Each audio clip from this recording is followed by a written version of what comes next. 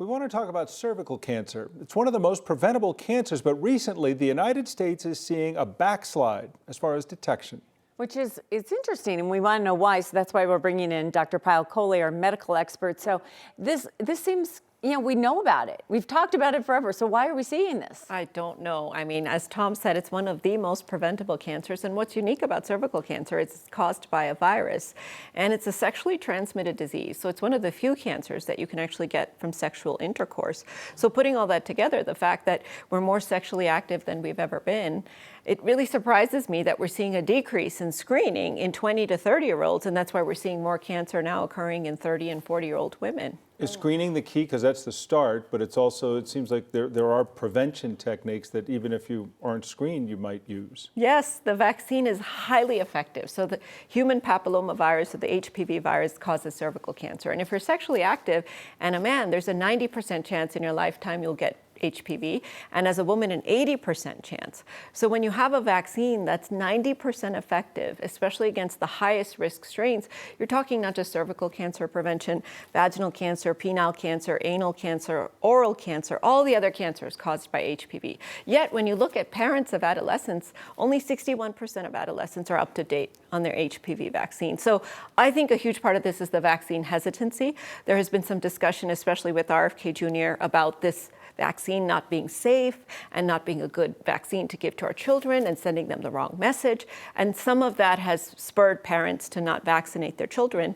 And then, of course, women don't get screened, and that's the other part of it. Is it for adolescents only? I mean, who should be getting this? You should generally get it early in life, Tom, before you're sexually active. Now, if you're very sexually active, you can talk to your doctor even about getting in your 20s and 30s after you've potentially been exposed. But adolescence is the best time. And I'm talking men and women, again. Yeah, I remember the pediatrician talking to me when Tanner was 12. Did he get it? Yeah. Good. He said, listen, I know this is going to sound unusual for me Right. to tell you this, but you have to do this. And I said, okay.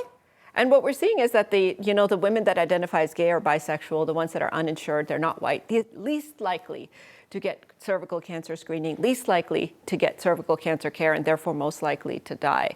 So I think this is all a cultural phenomenon. The science is there, but people just aren't listening.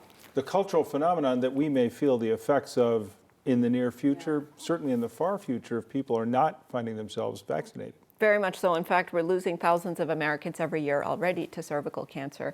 And I think that that number is going to continue to grow if that rising, generation doesn't start to embrace cancer screening in their 20s, which is when women should start having those pap smears.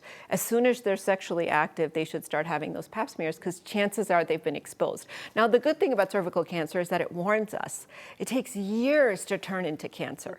Okay. So it starts with those atypical cells on the cervix, and that's when you catch it early, you can cure it.